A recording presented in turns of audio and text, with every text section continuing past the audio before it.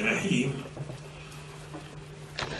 قال الله الحکیم فی کتابه الکریم یا ایها الذین آمنوا کتب علیکم الصیام کما کتب علی الذین من قبلکم لعلکم تتقون. ظاهر آیه روشن است، احتیاج به ترجمه و اینها خیال نمی کنم احتیاج داشته باشد. حرفی که اینجا مورد بررسی شود اولا کتب است. کتب معناش چیه؟ کتب علیکم الصیام. کتابت معلومه معنای لغوی و اصطلاحی چیزی را در روی کاغذ و امثال اون نقش دادن و نوشتن را میگن کتب. اما مراد اینجا از این کتب اون نیست. مراد از کتب یعنی وجبه، لازم است. و بلکه کتب اینجا در رساندن به معنای واجب می شود گفت رساتره. چرا که یه چیزی که نقش بست روی کاغذی و امثال اون از بین نمی رود، به این آسانی زایل نمی شود. لذا می شود گفت که این کتب در آیات شریفه هم شبیه این آمده. کتب علیکم القصاص و امثال این در قرآن کریم آمده است. منتها یا ایها الذین اینجا به عنوان یا ایها الذین آمنوا آمده. این خصوصیت معناش این است که این یه حکم است مال مؤمنینه. اونا که ایمان آوردن برای اونها نوشته شده. شبیه این در بعض آیات آمده. بعض آیات به عنوان ناس، به عنوان انسانه. اما تکلیفی که سنگین باشد اینجا یا ایها الذین آمنوا هست. در سوره صف آیه هست می‌فرماید که یا ایها الذین آمنوا هل ادلکم علی تجارت تنجیکم. اونجا یا ایها الذین آمده، چون نه این که اون تجارت مراد جهاد است و چون پشت سرش دارد که بله تجاهدون فی سبیل الله باموالکم و انفسکم. این شبیه این است که انسان وقتی که یک امر سنگینی را برای رفقا میگد، این در ظاهر سنگینه ولی منفعت دارد. بیاد آی دوستان، آی اولاد من، آی رفقا، اینم این روحیه را دارد. این آیه این معنا را میرساند. یا ایها الذین آمنوا، ای کسانی که ایمان آوردن، هل ادلکم. اینجا میفرماید کتب علیکم الصیام، روزه برای شما واجب است. اما خیال نکنید این سختی در اسلام نه. کما کتب علی الذین من قبلکم، این پیشینیان هم این حکم را داشتند. ببخشید، یعنی حضرت علی کفار را مکلف به روزه و فرو نمی‌دانید؟ اولا این در اون صدد نیست و ثانیاً اونی که ما تحقیق کردیم در 2 مورد از بحث‌های ما طبعاً لبعض العازیم اونا مکلف نیستن، صاحب حدایقم این حرف را بله بحث مفصلی کردم، آقای خویی مطالب ایشون را آوردم و اینها باور دارن ما هم به این نتیجه رسیدیم که اساساً وقتی که انسان اصل را قبول نکند فروعات معنا ندارد، یعنی امکان ندارد، تکلیف به محاله. اینا بحث مفصلی دارد، در موطن خودش بحث کردیم. منتها اینجا یه بحثی ما صیام و صوم داریم. کتب علیکم الصیام. صیام چیه؟ صوم چیه؟ به نظر میاد که صوم و صیام هر دو مصدرن. صوم روزه گرفتن، صیام هم ظاهرا همون معنا را دارد. توجه فرمودید. این را بله کما این که بعضی از اهل لغت هم این چنین آوردن، گفتن که اما الصیام و مصدر لسامه کالقیام لقامه اما الصوم و مصدر ایزن. و قال ابن منظور لسان العرب میگه که و صوم و اسم للجمع. صوم اسم جمع، مجرد صوم گرفتن نیست، روزه گرفتن نیست. بعد میگه که وقیل و جمع صائم.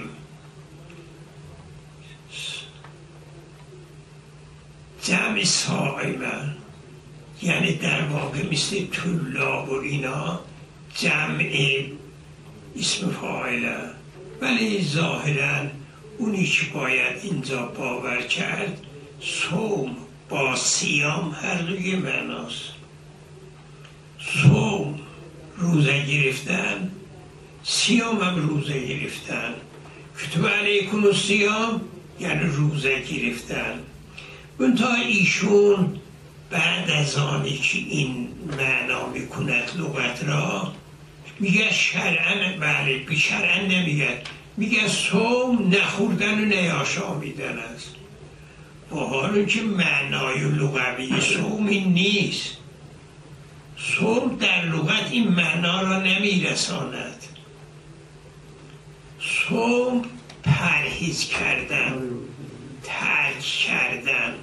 بله در شرع صام عن الاکلی و شربی و چیزهایی که متعلقم.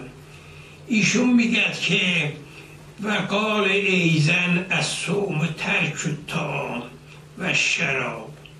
این به ربط به معنای لغوی ندارد. ولعل هذا منه بلحاظ شرع و الا و به معنی امساک. صوم به معنی امساک، اما خوردن نیاشامیدن این در تحت معنای صوم نگنجونده شده. متعلقش هرچه باشد اون است.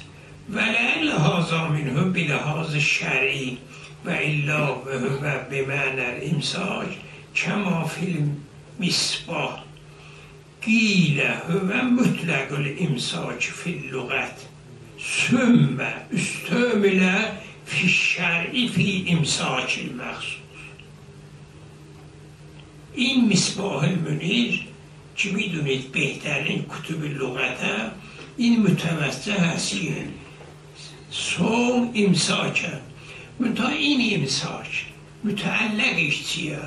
در شرع مقدس استعمال شده امساک عن اکلی و شربی و المقاربتی و الگیی و امثال اینها که 7-8 مصداق دارد.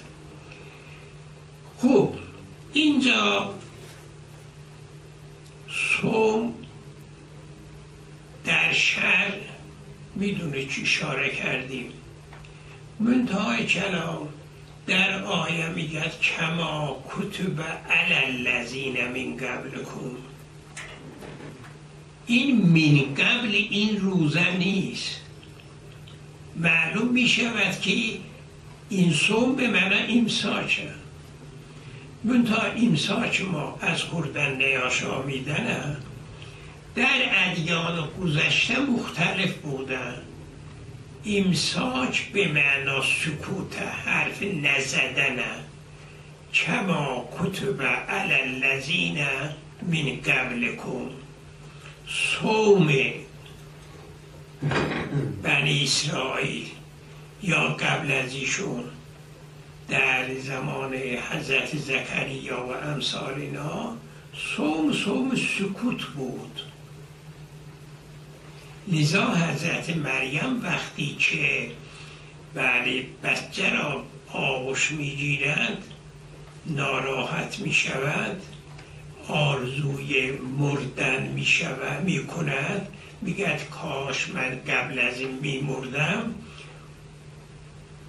گفته میشود که فاما ترین من احدا کسی را دیدی فقولی اینی نذرت للرحمن صوما.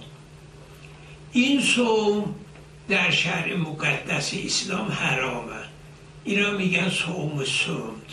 اگر کسی نیت کند روزه میگیرم سمتن، این صوم سمت حرامه. اما این صوم سمت در قبل از اسلام رایج بود.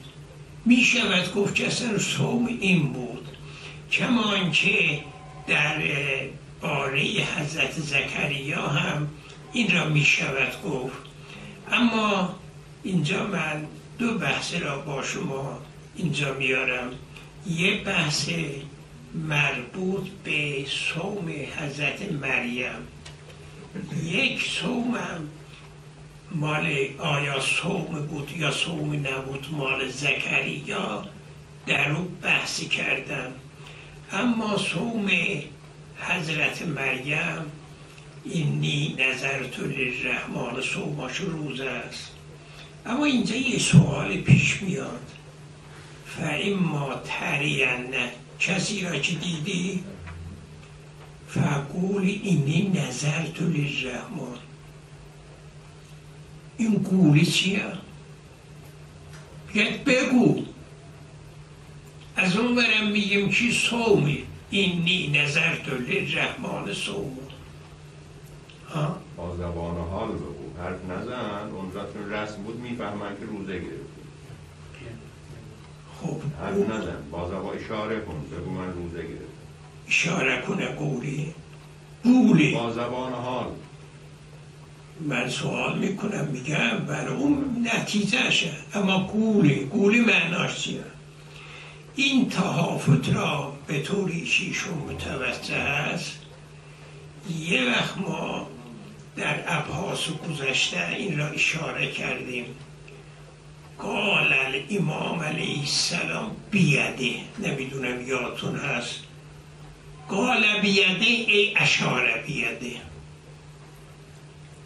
قال اگر نگاه کنید کتب لغت را، بالخصوص مجمع البحرین را، برای قال مجازن میگه قال بیده اشاره بیده، اعمال بیده اعمال بعینه، یا میگه بله قال برجله ای مشا برجله. اینا معنای وسیع است. این منافات ندارد. حضرت مریم روزه بگیرد و حرف نزند، اما قرآن میگه فقوله ای اشری الیهم، به اونها اشاره کن اینی نظرت للرحمن صوما. پس معلوم شد که صوم اینها صوم عرض می شود سکوتی بود، نه صوم اصل خوردن و آشامیدن. اما مطلبی که درباره حضرت زکریا گفته می شود، آیا اون هم روزه بود؟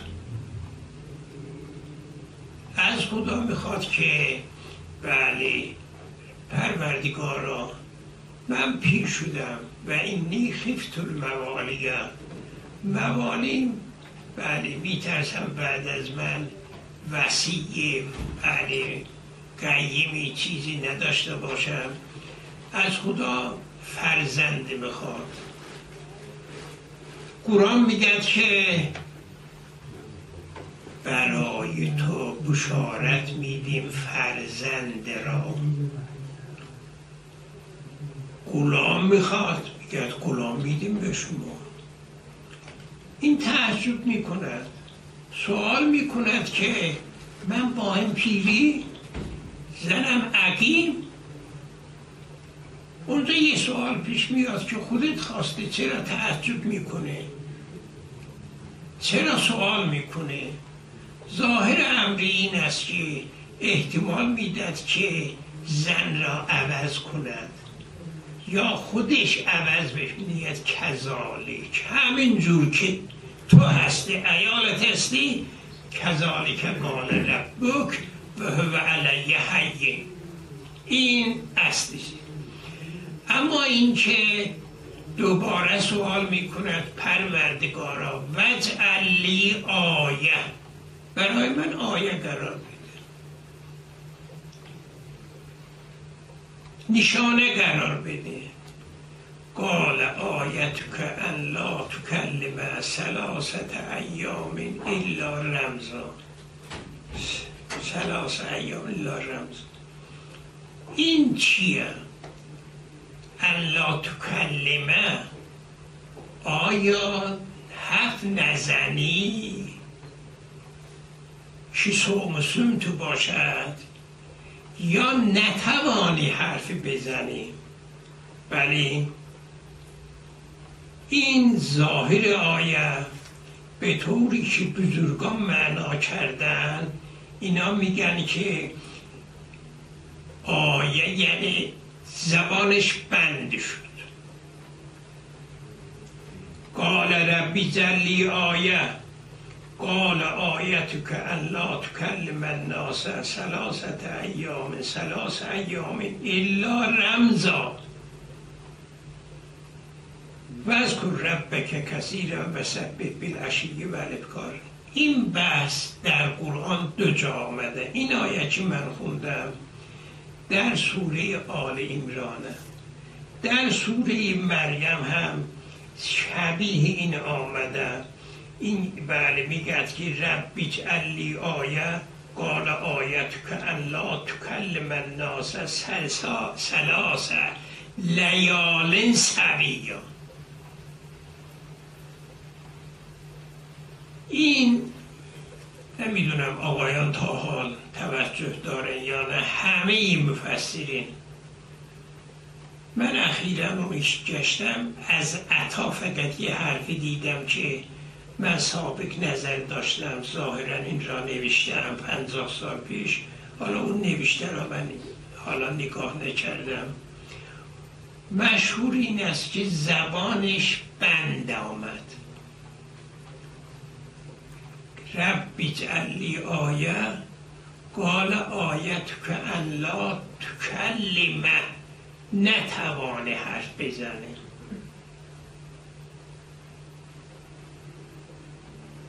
این نسبت به لفظ آیه درسته دیگه، چون آیه علامته. مثلا کسی میگه آیت علامت مثلا آمدن شما، یه نقاره وقتی که زدین من میام، یا وقتی که توپ در رفت، این بله علامت چیزه. این علامت یه چیزی هست که خارج از اراده انسان واقع بشود، اینا میگن آیه، علامت. الا اینکه به عقیده ما چون نه اینکه صوم سمت در میان اقوام گذشته، ملل گذشته، ادیان گذشته مرسوم بود، اینجا هم مأمور به صوم. الله تکلم به اختیار کرد، حرف نزنی به اختیاره. قال اجعل لی آیه، برای من یه علامتی نشان بده. اون علامت نه به این معنا که اون واقع شد بچه دار بشه، نه، یه علامتی قرار بده من بدانم که اون را بکنم بچه دار بشه. شاید به ذهن شما این خیلی بعید بیاد، چون آیه به اون معنا کثیرا ما استعمال نمی شود. و به عبارت اخرى به نظر من این آیه شریفه درباره حضرت زکریا مثل همون صوم است که درباره حضرت مریم آمده، منتها اونجا به عنوان نذر، اینجا به عنوان تکلیف. میگه روزه بگیری این امر محقق می شود.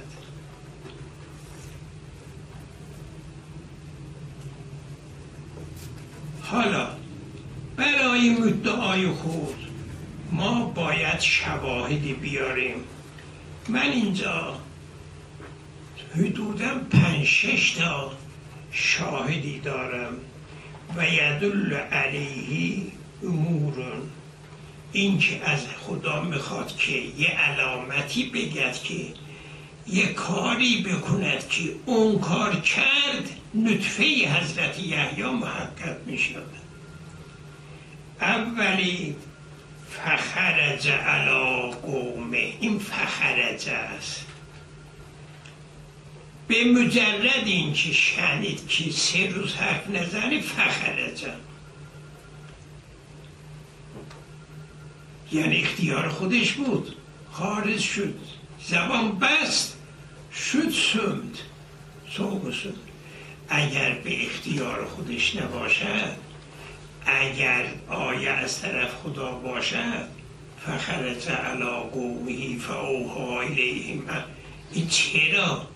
این سازگار است به این که علامت به معنای اختیاریه، یعنی کاری هست که اگر بکند اون وقت محقق می شود. حیثو اینه ظاهر که به انه کان مختارا فی تعیین ذالک الایام، هر وقت 3 روز روزه بگیری اون وقت بعد از 3 روز تو آماده می شوی که بسته دار بشی. حیثو این که حضرت زکریا هم عجله داشتن، اولاد خواسته از خدا، دیگه معطل نمون. به مجرد این که جبرائیل یا ملائکه دیگر این خبر را داد، فخرج علی قومه، به مجرد این خارج شد، فاوحی الیهم ان سبحوا بکرة و عشیا. این یک علامت است که این خروج بلا هست، چون علامت تفریه. به مجرد این که خدا میگه که علامتت این است که 3 روز حرف نزنی، میگه از حالا حرف نمیزنم، چرا به فردا موکول کنم. این یک امره. امر دوم اینی که میگه الله تکلم الناس الا رمزا، لا تکلم 3 لیال الا رمزا. الا رمزا چرا استثناء شده؟ اگر زبانش بسته شود چرا میگه رمزا؟ این استثناء چرا آمده؟ ها؟ اگر زبانش بسته بشود معناش این است که تو نمیتونی حرف بزنی، یعنی دستت هم نمیتونه حرکت بکنه. این که به این معنا نیست. چه احتیاج داشته رمزن را استثناء کنند؟ یعنی میخواد بگد با قومت حرف نزنی، اشاره بکنی، حرف نزنی. ظاهر در اختیارم. این آیه را اینجا پیدا کردم، رمزن اینجا نداره، جای دیگه شما اینجا یه چهار عرض کردم که این دو جاست. سویه، اینجا سویه، سلاسلان سویه. این مطلب دوم است. مطلب سوم این است که ان قوله حالا دوباره اون من متوجه نشدم، ولی رمزا رو صحبت کردن، من از دستم پرید.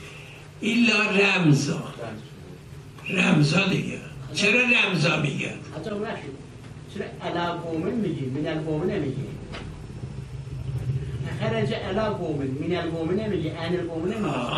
محراب فخرج من المحراب، از عباداتگاه آمد توی جامعه، در جامعه اشاره کرد که اینجور. خب این که میگد که الا رمزا، یعنی حرف نزن با اونها، الا تکلم، حرف نزن، رمزن فقط حرف بزن. اگر معناش این است که زبانت گرفته بشود دیگه احتیاج ندارد که رمزن حرف. الا تکلم، حرف نزن، رمزن حرف بزن. این استثناء مناسب این است که تکلمه اختیاریه، نه اینکه تکلمه زبان بند می شود یا الا رمزن احتیاج ندارد. توجه فرمودین. و ثالثاً ان لا تکلم. شما تکلم را به چه معنا میگید؟ میگید ان لا تذهب. اگر اینجور میگفت که ان لا تخرج، یعنی زبانت پاهات بسته میشه. ان لا تکلم، حرف نزن. ظهور لا تکلم، ظهور الا رمزا، همه اینها ظاهر در این است که اختیاراً حرف نزن. اختیاراً که نمیزنی با مردم با اشاره حرف بزن. مطلب چهارمی که به این مطلب می شود اضافه کرد، ثلاث لیال سویا. اگر زبان بند باشد، اون وقت که زبانت بند شد اون علامته، احتیاج نداره ثلاث و سویه را. زبان که بند شد بفهمی که وقت تولد این نگاه نطفه پسرته. این ظهورش این است که یعنی این شرطش این است که از حالا تا 3 روز بعد تا اینجا مساوی 72 ساعت باید حرف بزنه. این در ظاهر این است، یعنی اختیار دارد. با حال اختیار این حد را باید مراعات کند، ولی دست خدا احتیاج ندارد به حدی که خدا زبانت را میبندد. این احتیاج دارد که بله 3 روز مساوی میبندد. مساوی هم لازم نیست، 3 روز هم لازم. وزید علی ذالک بعد اللتی و اللتی. بله در سوره، حالا من اون مطلب را بگم اشاره کنم، تولد حضرت فاطمه زهرا را من اون را شاهد آوردم. میدونید که